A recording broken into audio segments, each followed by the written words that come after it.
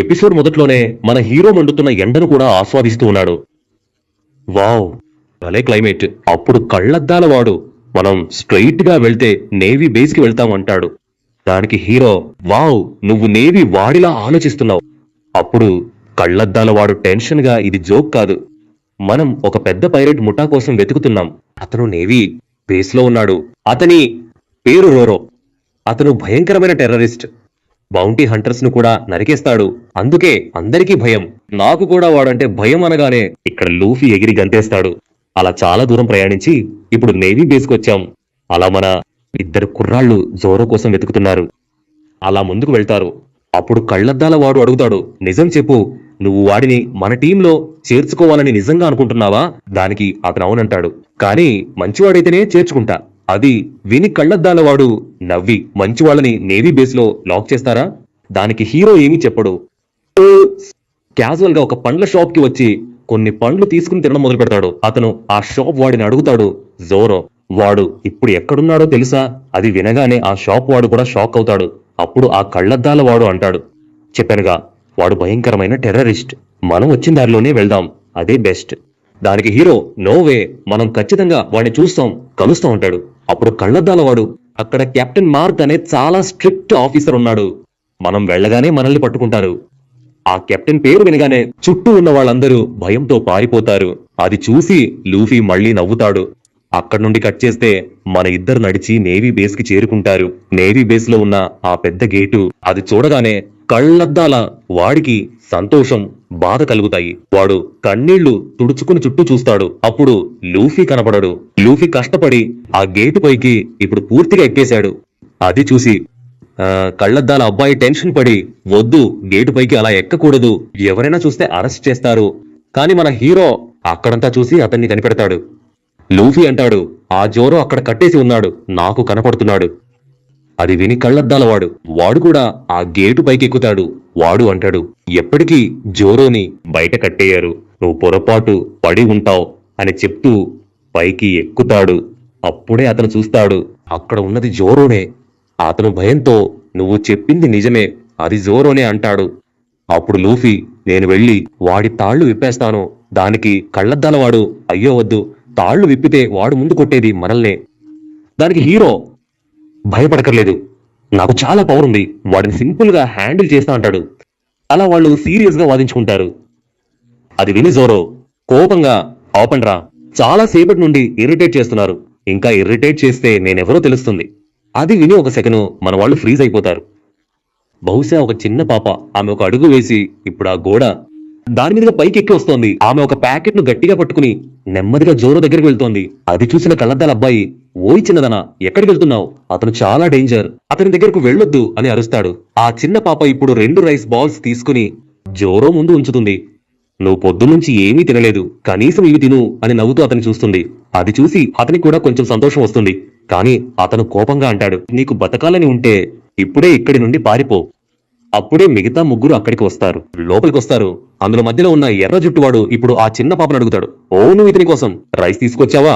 వెంటనే అతని ఎక్స్ప్రెషన్ మారి ఆ 2 రైస్ బాల్స్ ను అతను కింద పడేస్తాడు.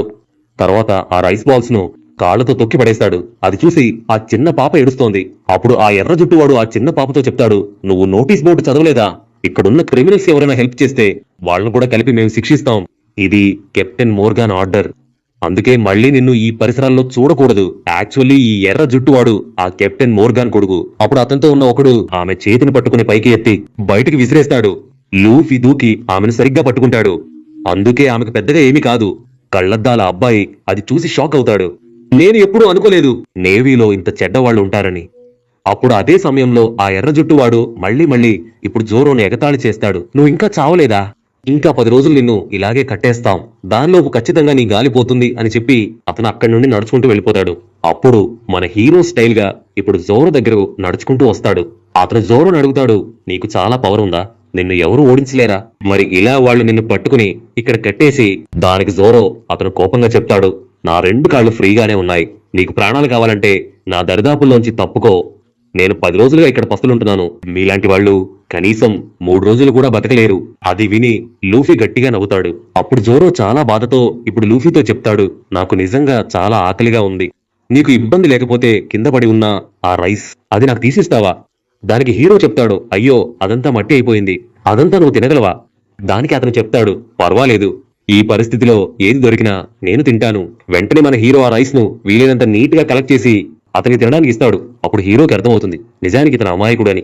దాదాపు అతని శిక్ష పూర్తయ్యే సమయానికి అతన్ని తీసుకెళ్లి నా టీంలో చేర్చుకోవాలి. హీరో బయటికి వచ్చి ఇప్పుడు ఆ చిన్న పాపతో చెప్తాడు, నువ్వు బాధపడాల్సిన అవసరం లేదు, నువ్వు తెచ్చిన ఫుడ్ మొత్తం జోరో తినేశాడు. అది వినగానే ఆమెకు చాలా సంతోషం కలుగుతుంది. అంతేకాదు మన కళ్ళద్దాల అబ్బాయికి అప్పుడు అర్థమవుతుంది జోరో అతను నిజానికి ఒక అమాయకుడు అని. అప్పుడు ఆ చిన్న పాప చెప్తుంది, జోరో అతను నిజానికి అమాయకుడు, అతను ఏ తప్పు చేయలేదు, ఇప్పుడు వచ్చిన ఆ ఎర్ర జుట్టు వాడే తప్పులన్నీ చేసింది. అప్పుడు అక్కడి నుండి అలా కట్ చేసి ఇప్పుడు ఒక ఫ్లాష్ బ్యాక్ లోకి వెళ్తుంది. ఫ్లాష్ బ్యాక్ లో ఆ ఎర్ర జుట్టు వాడు కుక్క మరియు అతని ఇద్దరు పిల్లలు ఇప్పుడు నగరం గుండా నడవడానికి బయటకు వెళ్తారు. అప్పుడు అతని కుక్క దారిలో ఉన్న ప్రతి ఒక్కరిని చూస్తుంది. ఈ 10 మందిని కరిచే కుక్క అది చెమ్మంతలేంది. వాడి నాన్న నేవీ ఆఫీసర్. అందుకే ఎవరు దాన్ని కొట్టరు, ఎదిరించరు, భయపడి పారిపోతారు. ఆ కుక్క కూల్గా ఓ హోటల్లోకి వెళ్తుంది. నిజానికి ఈ హోటల్ మన కుంజిపెన్నిందే. కుక్క హోటల్లోకి రాగానే అక్కడున్న ఫుడ్ అంతా తినేస్తుంది. అది చూసి కుంజిపెన్నినికి కోపం వచ్చి ఒక కర్ర తీసుకుని దాన్ని కొట్టి తరిమేస్తుండగా అప్పుడే వాళ్ళమ్మ అది చూస్తుంది. తల్లి టెన్షన్ పడి, వద్దు వద్దు, అది చెమ్మంతలేని కుక్క, వాడికి తెలిస్తే గొడవవుతుంది. అమ్మ చెబుతుండగానే చెమ్మంతలేని ఎగురుకుంటూ అక్కడికి వస్తాడు. వాడు ఆ కుక్కతో కుంజిపెన్నిని కరిపించబోతాడు. కాని అప్పుడే ఒక గట్టి టన్ను పడుతుంది. ఆ టన్నుకి ఆ కుక్క ఎగిరి బయటపడుతుంది. అదెవరా అని చూస్తే ఇంకెవరో కాదు, సాక్షాత్తు జోరా. అది చూసి చెమ్మన్కి కోపం వస్తుంది. నువ్వే కదా ఆ పైరేట్ హంటర్ జోరా, నిన్ను తప్పకుండా శిక్షిస్తాను అంటాడు. దానికి జోరా లేచి వాడి కత్తిని ఎగరగొడతాడు. వాడి ముఖం మీద దెబ్బ పడుతుంది. అప్పుడు చెమ్మన్, మా నాన్నకు తెలిస్తే నువ్వే కాదు, ఈ హెయిర్ పిన్ అమ్మాయి వాళ్ళమ్మ కూడా మా నాన్న వాళ్లను తప్పకుండా చంపేస్తాడు అంటాడు. కారణం నువ్వు చేయి వేసింది నేవీ మీద. అది వినగానే సోరాకి టెన్షన్ మొదలవుతుంది. వాడు వీళ్ళని శిక్షించవద్దు, దానికి బదులుగా నేను శిక్ష తీసుకుంటాను. అప్పుడు చెమ్మన్, అలాగైతే ఒక నెల నువ్వు ఫుడ్ తినకుండా వీధిలో నిలబడాలి. అలా చేస్తే వాళ్ళని శిక్షించను. అలా జోరోకి ఈ శిక్ష పడింది. అప్పుడు ఆ అమ్మాయి మన ఇద్దరిని తన రెస్టారెంట్ కి తీసుకెళ్తుంది. అక్కడికి వెళ్లేసరికి ఆ చెమ్మముడియన్ వాళ్ళ షాపులో హాయిగా ఫుడ్ తింటున్నాడు. అంతేకాదు వాడి పక్కనే మనం ముందు ఎపిసోడ్ లో చూసిన ఆ అందమైన దొంగ ఉంది. అప్పుడు చెమ్మన్ స్టైల్ గా జ్యూస్ తాగుతూ, నేను రేపే చంపేస్తాను అని అరుస్తాడు. సారీ, చంపబోతున్నాను. హీరోకి అది వినగానే కోపం వస్తుంది. వాడు దూకి ఒక్క దెబ్బ కొడతాడు. ఆ దెబ్బకి చెమ్మన్ కింద పడతాడు. అప్పుడు చెమ్మన్ టెన్షన్ తో, మా నాన్న కెప్టెన్, నన్ను తాకితే నీ పరిస్థితి కూడా సరే ఇలాగే అవుతుంది. అక్కడ కట్ చేస్తే కెప్టెన్ మోర్గాన్ని చూపిస్తారు. అతను ఆ నేవీ బేస్ లో హాయిగా ఉన్నాడు. అతను ఇంత టైం అయినా నాకు ట్రిబ్యూట్ చేయడానికి ఆలస్యం అవ్వలేదా? అప్పుడు మన చెమ్మన్న నీలన్ పరిగెత్తుకుంటూ వచ్చి, డాడీ నన్ను ఎవరో పికాసుతో కొట్టారంటాడు. దాంతో పాటు మన జోరోని చూపిస్తారు. వాడు ఇప్పటికీ ఆ ఎండలో అలా పడుకుని ఉన్నాడు. అప్పుడు వాడు ఫ్లాష్ బ్యాక్ లోకి వెళ్తాడు. అందులో వాడి చిన్ననాటి స్నేహితురాలైన అమ్మాయి ఇద్దరు ఫైట్ చేసుకుంటూ ఆడుతూ పాడుతూ చాలా హ్యాపీగా చిన్నప్పటి నుండి పెరిగారు. కట్ చేస్తే వాడు తనలో తనే, నేను ఇక్కడ పడి చనిపోలేను, ఎలాగైనా ఇక్కడ నుండి తప్పించుకుని నేను ఆమెను కనుక్కోవాలి. వాడు మెల్లగా కళ్ళు తెరిచి చూస్తాడు. అప్పుడు అక్కడ మన లూఫీ నిలబడి ఉన్నాడు.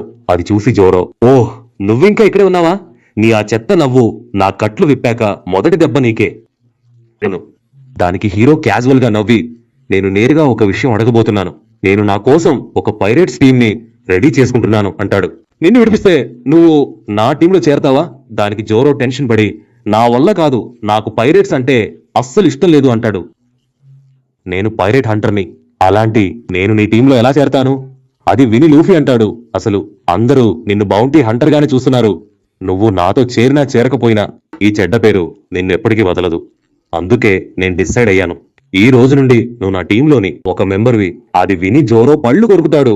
దానికి లూఫీ, మనం తప్పుగా ఏమీ చేయట్లేదు అంటాడు. అన్ని విషయాలు నేను డీటెయిల్ గా చెప్తాను, ముందు నీకు పోయినా నీ స్క్వాడ్ ని ఇప్పుడు తీసుకొస్తాను అని చెప్పి అతను ముందుకు పరిగెడతాడు. దానికి జోరో వద్దు అని అరుస్తాడు. అది చాలా ప్రమాదం, వాళ్ల చేతిలో చిక్కితే నీ పొడి కూడా మిగలదు. కానీ మనోడు పులి, అతను అది పట్టించుకోకుండానే ఉత్సాహంగా ముందుకు పరిగెడతాడు. అక్కడి నుండి సీన్ కట్ చేస్తే మోర్గాన్ యొక్క ఒక పెద్ద బిల్డింగ్ చూపిస్తారు. అక్కడ అందరూ కలిసి ఇప్పుడు మోర్గాన్ యొక్క పెద్ద విగ్రహాన్ని అక్కడ పెట్టడానికి ఇప్పుడు ప్రయత్నిస్తున్నారు. అప్పుడు ఆ ఎర్ర జుట్టువాడు అతను మళ్ళీ వాళ్ళ నాన్నతో చెప్తూనే ఉంటాడు, నాన్న నేను చాలా సేపటి నుండి చెప్తున్నాను, నన్ను ఒకడు హోటల్లో కొట్టాడు, నాన్న వెంటనే ఏదైనా చేయాలి అంటాడు. దానికి మోర్గాన్ తన చెయ్యి బిగించి ఆ ఎర్ర తల వాడి ముఖం మీదే ఒక్క దెబ్బ కొడతాడు. మోర్గాన్ అంటాడు, నేనెవరినో, నా విలువ ఏంటో నీకు తెలుసా? నీ శరీరం మీద ఎవరైనా చెయ్యి వేస్తే వాడిని అక్కడే చంపేయాలి. దానికి అతను అంటాడు, కొట్టడానికి కారణం వేరే అమ్మాయి, కానీ ఆమె చిన్న అమ్మాయి, అందుకే నేను ఏమీ చేయలేదు. అది విని మోర్గాన్ కోపంగా ఎంత త్వరగా వీలైతే అంత త్వరగా ఆ చిన్న అమ్మాయిని చంపేయాలి అంటాడు. అది విని భయపడి మోర్గాన్ మిలిటరీ ఫోర్స్ అంటుంది, అయ్యో వద్దు వద్దు, ఆమె చిన్న అమ్మాయి, ఆమెను చంపడం మాతో కాదు. దానికి అతను కోపంగా, నేను చెప్పింది ఎవరు వినకపోయినా వాళ్ళని ఖచ్చితంగా చంపేస్తాను అంటాడు. వెంటనే అతను ఆ స్క్వాడ్ తీసుకుని అతని తల మీదే ఒక్క వేటు వేస్తాడు. అతను ఈ టీంకే అతి పెద్ద సుపీరియర్ నేనే, నా మాట వినని వాళ్ళు ఎవరు అంటాడు. ప్రాణాలతో ఇక్కడ ఉండరు. అతను మళ్ళీ ముందు మీరు ఈ శిలని సరిగ్గా ఇక్కడ బిగించాలి, ఆ తర్వాత ఆ అమ్మాయిని అంటాడు. ఆమెను చంపేయాలి. అది విన్న వెంటనే అందరూ కలిసి ఆ శిలని దాన్ని పైకి లాగడం మొదలు పెడతారు. అప్పుడు అదే సమయానికి మన హీరో అక్కడికి వస్తాడు. అతను చుట్టూ చూస్తాడు. ఆ పరిసరాల్లో ఇప్పుడు ఎవరు కనిపించరు. అప్పుడు పైనుండి ఏదో సౌండ్ వినిపిస్తుంది. ఇక్కడ మోర్గాన్ తన సోల్జర్స్ ని భయపెట్టి వణికించి ఆ స్టాచ్యూని సరిగ్గా ప్లేస్ చేయడానికి ప్రయత్నిస్తూనే ఉంటాడు. వెంటనే మన హీరో అక్కడున్న ఒక తాడు పట్టుకుని లాగి పైకి దూకుతాడు. కానీ కొంచెం స్పీడ్ ఎక్కువైపోతుంది. అతను చాలా ఎత్తుగా ఎగిరిపోతున్నప్పుడు కరెక్ట్ టైంకి మన హీరో తన స్పీడ్ కంట్రోల్ చేయడానికి ఆ స్టాచ్యూలో ఉన్న ఒక తాడును పట్టుకుంటాడు. ఒక తాడును అంతసేపు, కానీ అప్పటికే అంతసేపు ఆ తాడునికున్న సోల్జర్స్ చేతిలో నుండి ఇప్పుడు పూర్తిగా ఆ శిల్పం యొక్క తాడు యొక్క కంట్రోల్ పోయి అది కింద పడటం మొదలవుతుంది. నో అని చెప్పి వాళ్ళందరూ తాడుని లాగి పట్టుకోవడానికి ప్రయత్నిస్తారు. కానీ అప్పటికే ఆ శిల రెండుగా విరిగి దాని ఒక భాగం ఇప్పుడు కిందకి వెళ్లడం మొదలవుతుంది. అది చూసి సోల్జర్స్ ఊపిరి బిగపట్టుకుని ఒక సౌండ్ కూడా చేయకుండా భయంతో వణికిపోతాడు. మోర్గాన్ కి కోపంతో ఏం చేయాలో తెలియక నిలబడిపోతాడు. అప్పుడు ఆ సమయంలో మన హీరో ఇప్పుడు కూల్ గా వచ్చి మోర్గాన్ తో చాలా క్యాజువల్ గా సారీ చెబుతాడు. అప్పుడే కరెక్ట్ గా ఆ విగ్రహం సగం కింద పడిపోతుంది. అది ముక్కలవుతుంది. మోర్గాన్ కి కోపం వచ్చి సోల్జర్స్ తో వాడిని పట్టుకోండి, నా చేతులతో చంపాలి అంటాడు. అప్పుడు ఎర్ర జుట్టువాడు లూఫీని చూసి ఇతనే నన్ను కొట్టింది అంటాడు. నేను చెప్పింది ఇతని గురించే అని చెప్పగానే మన హీరో ఎర్ర జుట్టు వాడిని ఎత్తుకుని కిందకి దూకుతాడు. మోర్గాన్ కోపంతో తన సోల్జర్స్ తో లూఫీని పట్టుకుని ఇక్కడికి తీసుకురమ్మంటాడు. కట్ చేస్తే మరోవైపు మన దొంగ పిల్ల ఎవరికి కనబడకుండా నైస్ గా జోరోని రక్షించడానికి మరోవైపు నుండి పాక్కుంటూ జోరో దగ్గరికి వస్తుంది. ఏదో సమస్య ఏదో జరిగిందని ఆమెకు తెలుస్తుంది. మరోవైపు మన హీరో ఎర్ర జుట్టు వాడిని కొడుతున్నాడు. నిజం చెప్పరా, జోరో కత్తి ఎక్కడుంది? దానికి ఆ కళ్ళజోడు అబ్బాయి భయంతో మనం ఆ రూమ్ దాటి చాలా దూరం వచ్చేసామంటాడు. మన హీరో వాడిని ఎత్తుకుని వెనక్కి పరిగెడతాడు. కానీ అప్పటికే మిలిటరీ వాళ్ళు గన్స్ పాయింట్ చేసి ఉంటారు. హీరో ఎర్ర జుట్టు వాడిని కవర్గా పెట్టుకుని ముందుకు పరిగెడతాడు. అదే సమయంలో ఇక్కడ కళ్ళజోడు అబ్బాయి ఉంటాయిరికేవులు. అతను జోరో కట్లు విప్పుతూ ఉన్నాడు. దానికి జోరో వద్దు వద్దు, నాకు ఈ శిక్ష ఇంకా 10 రోజులే ఉంటుంది అంటాడు. అదే మిగిలింది, తర్వాత నేను ఫ్రీ. దానికి కళ్ళజోడు అబ్బాయి, పిచ్చిగా మాట్లాడకు, వాళ్ళు రేపే నిన్ను చంపబోతున్నారు. అది తెలిసే లూఫీ ఎర్ర జుట్టు వాడికి గుద్ది నిన్ను రక్షించడానికి ఈ ప్లాన్ వేశాడు. సోల్జర్స్ అందరూ వాడి వెంటే ఉన్నారు అని కళ్ళజోడు అబ్బాయి అంటాడు. నువ్వు పైరేట్ అవ్వాలని నేను చెప్పను, కానీ ఇప్పుడు నువ్వు లూఫీని రక్షించాలి. అప్పుడే మనమందరం ఇక్కడి నుండి ప్రాణాలతో బయటపడతాం. అతను చెప్పి ముగించేసరికి చీఫ్ అతని సోల్జర్స్ అక్కడికి వస్తారు. చీఫ్ అంటాడు, మీ ఇద్దరిని వదలను, తప్పు చేసిన వాళ్ళు నా ముందు విలవిలలాడి చేస్తారు. కట్ చేస్తే హీరో తిరిగి ఇప్పుడు కరెక్ట్ గా ఎర్ర జుట్టు వాడి రూమ్ కు వస్తాడు. అక్కడ 3 కత్తులుంటాయి. అందులో జోరో కత్తి ఏదని అడుగుతాడు. అదే సమయంలో కళ్ళజోడు అబ్బాయి వాడు ఏడుస్తున్న సౌండ్ వినిపిస్తుంది. హీరో బయట చూస్తాడు. అప్పుడు మిలిటరీ వాళ్ళు జోరోని కళ్ళజోడు అబ్బాయిని గన్ పాయింట్ లో పెట్టారు. వెంటనే హీరో ఆ 3 కత్తులు తీసుకుని కిటికీ పగలగొట్టి జోరో ముందుకి ఇప్పుడు దూకుతాడు. కరెక్ట్ గా సోల్జర్ షూట్ చేస్తారు. ఆ బుల్లెట్లన్నీ హీరో మీదకి వెళ్తాయి. అది చూసి కళ్ళజోడు అబ్బాయి లూఫీ అని అరుస్తాడు. కానీ ఆ బుల్లెట్లు రబ్బర్లా అతని శరీరాన్ని తాకి డబుల్ స్పీడ్ తో వెనక్కి వెళ్లిపోతాయి. బుల్లెట్లు తగిలి చుట్టూ ఉన్న సోల్జర్స్ అందరూ ఫ్లాట్ అయిపోతారు. అది చూసి మన హీరో కూల్ గా నిలబడటంతో ఈ ఎపిసోడ్ ముగుస్తుంది. ఇక ఎపిసోడ్ నచ్చితే తప్పకుండా లైక్, కామెంట్, షేర్ చేయండి.